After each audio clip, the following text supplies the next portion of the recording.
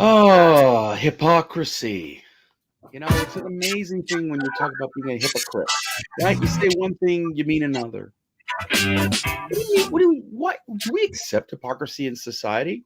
Not really. We call it out most of the time. When someone says I'm pro this and they do something bad, sometime in their life we crucify the crap out of them. They might have been in high school and said something, but now that they changed their ways, we crucify them because of something that they did back in the 1970s when times were different. Hypocrisy. We are a bunch of hypocrites, and there isn't a bigger hypocrite than the United States government and the USAID. You see, folks, it's amazing how many presidents, vice presidents, secretaries of state, administrations, you name it, have all said, up mostly till now, we support the state of Israel. But interestingly enough, since Obama's entry into the White House, the words "we support Israel" and the actions that go along with it, there's the hypocrisy. Welcome back, everybody. I'm David Solomon. He is Stuart Briscoe. We are the Rant Network. What we do here every Monday, Wednesday, Friday at noon Eastern, we do this wonderful rant here, and we're unedited, we're uncensored, we're unfiltered, we're definitely unapologetic. We deal with everything from politics to modern life to culture, you name it. It's a roller coaster of stuff that we go through all the time. And for the last number of years, all we've been doing is poking at reality. So sit back, as we want you to ponder this one especially, because Stuart, I got to tell you, when we're sitting here talking about USAID, and I'll tell you something, the media has spent so much time talking about the wah divorce between Musk and Trump, that when Musk opened up USAID, he was bad. And when Musk found all this money going into bad places, he was bad. And when he walked away from Trump, he was good. And when he now crapped on Trump because of the big bad bill or the big beautiful bill, whatever they call it, he was good. The hypocrisy is incredible. But what did the media leave behind? The media left behind what was uncovered? That the mummy has been revealed, that it's not really what we think was going on. And Stuart, what did the US government do? Did the US government really want to help Israel, or did the US government really want to bury her? Well, the US government, or secret government kubosh that's been running since 2007 till 2024, under the eyes of the USAID, which is State Department, sent 122 million in this small tranche to NGOs aligned with known designated terrorist organizations. Now, when I say 122 million to designated terrorist organizations, this isn't the millions of dollars to the Rockefellers, the millions of dollars to Soros. This isn't the millions of dollars to NGOs that were also meandering and meddling in the anti-Netanyahu or the anti-Israel protests that have been going around the world. The shock is that when you're talking about known terrorist organizations, our government was supporting those people that killed Americans.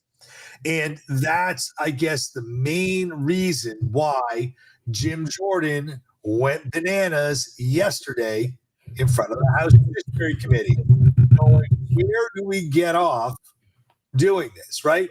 The blue and white futures, the Abraham initiatives, they all sound like they're pro-Israel, right? Blue and white future, Abraham initiatives. They're charities that were the forefront organizing weekly demonstrations against the Netanyahu government in 2023, funded by American tax dollars. We can say Code Pink, if not now, and Jewish Voice for Peace. Oh, JVP is a ugh.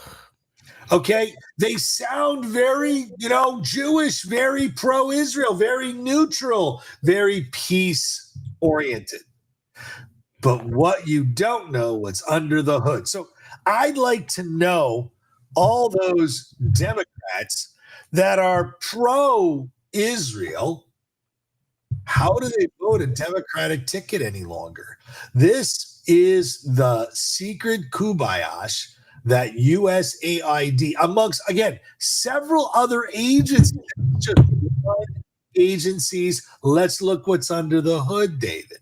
It is, I am totally and utterly amazed to look at the level of duplicitousness from the Obamas to the Bidens that served in this White House. And you know what?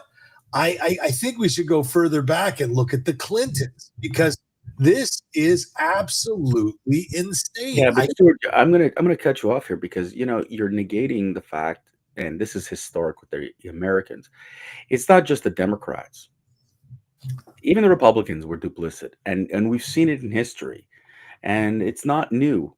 In the Reagan administration, you had Caspar Weinberger, who literally lost his mind on Israel on time and time again and publicly called her out. You've got others who say one thing and do another. The problem which we're seeing here right now is just the old expression, follow the money. When Obama sits there and says, hey, I want a two-state solution. He didn't. Really, what he did by funding these organizations is he was going for the one-state solution. He was going for, you know, annihilating Israel. We talked about this, and if you read Michael Oren's book, he was a left-leaning ambassador from Israel to the United States, proud American, proud Israeli, who loved the fact that Obama was elected back in 2008. I mean, Stuart, let's get real. He was the one who said Obama and Clinton, they made life for Israel miserable. The decisions that the United States wanted to force Israel into was to annihilate her, not to keep her propped up. So what we saw in 2023, end of 2023 and throughout 2024 with the Biden administration, Stuart, was this, that there was a pull in the, and we've heard this time and time again, that though there was all this, yes, we support Israel, don't send her weapons. Go to Ukraine, send it to Ukraine, because we're going to beat Putin. But this little tiny state of Israel that has been America's ally since her rebirth in 1948. Amazing how the United States government suddenly decided Israel's not worth supporting anymore. That the Palestinian cause mattered way more than the one country that helped the U.S. survive in the Middle East and fight off communism. It's amazing how that pivot went. And so when I hear words like Biden saying, there's a line, don't cross the line, and then he goes out and he doles out money. Now, there's a question here about how much he really knew, considering this auto pen business and considering a lot of other things. But the truth of the matter is that even during the Trump administration, for his 4 years, money was being funneled. How this administration let it go, why no one audited, I don't know. So I'm not going to sit here and tell you today that only the Democrats did this. It's there. If we go back long enough, we'll find under a Republican administration that money was going out that way. Now, did a president know that was happening? I can't say, but nobody stopped it. No one stopped it.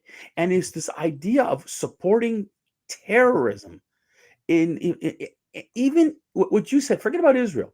You said something there, that these terrorist groups murdered Americans Yep. in Lebanon, in Iraq, in Iran, in other places, and money was being sent to these groups. If I'm a parent today, Stuart, I'll give you an example. Steve Kerr is I don't know if you're familiar with Steve Kerr. He is the coach of the Golden State Warriors, used to play with Michael Jordan on the Chicago Bulls. Very loud, proud Democrat.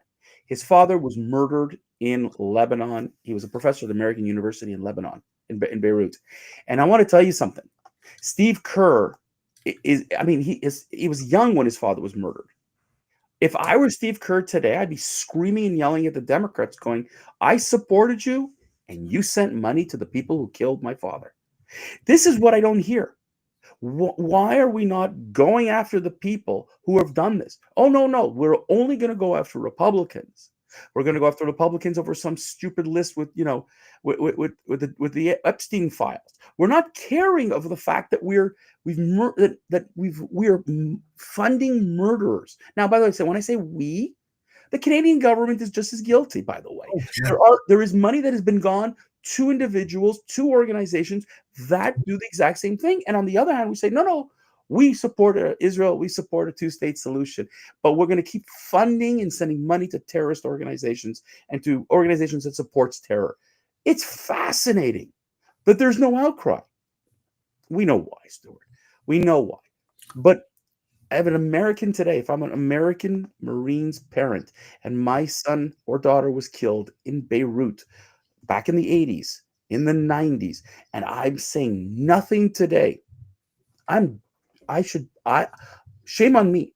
Not shame on the US government. Shame on me for not speaking up. Shame on me for voting for these bastards who've continued to fund the people we claim to be fighting.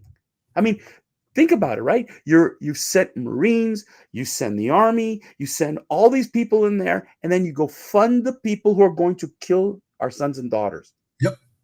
David, as we get closer to the quarter hour, I want to just remind, David, you and I have a lot of friends that are very left leaning, a lot of family friends.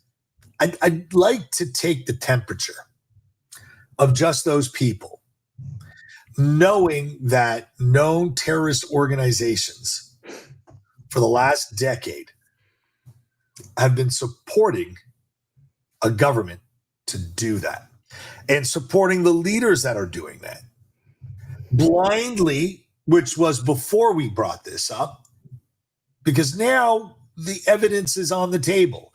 USAID is now known to have been sponsoring terrorist organizations, not that we call them a terror, like the Rockefeller. I mean, they're a terrorist organization, but they're not a known terrorist organization, right? They're just sponsoring politics like George Soros.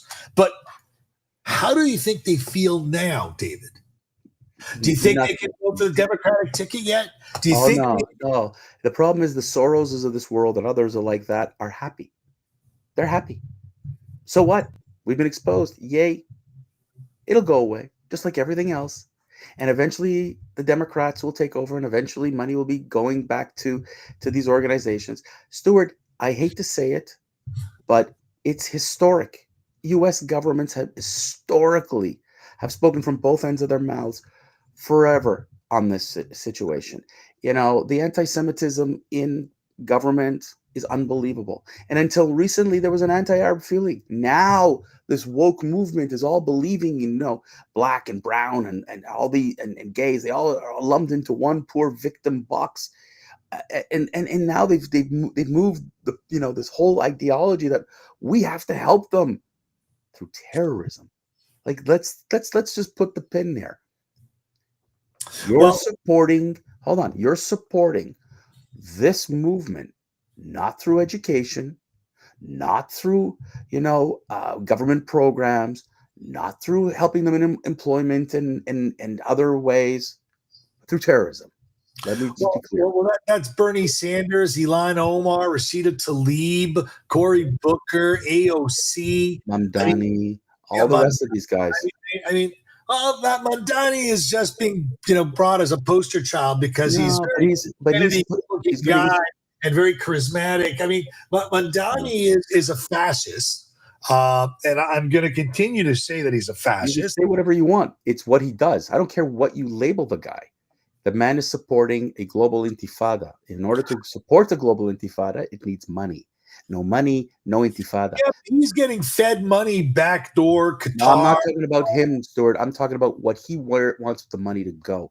He will want to continue, just like AOC and Bernie. They want to see that money continue to be funneled to these terrorist organizations, to these chaotic, listen, the on-campus protests, quote unquote, that we've seen since October 8th, 2023 was funded by the US government. Imagine this is what it is. through its NGOs. through its 100%. NGOs. So at the end of the day, the U.S. government, who claimed we need to get rid of it, has funded it. So you think Oh. Mamdani and AOC and Bernie are sitting here today going, oh, what did we do? All they're saying is, give it time. We're going to bring it right back. And with that, ladies and gentlemen, we wrap up another week of the Rant Network. Thank you so much for your ongoing support. We truly appreciate it. We're back Monday, Wednesday, Friday, noon Eastern, starting again on Monday. If you guys like this, please share this, comment on it.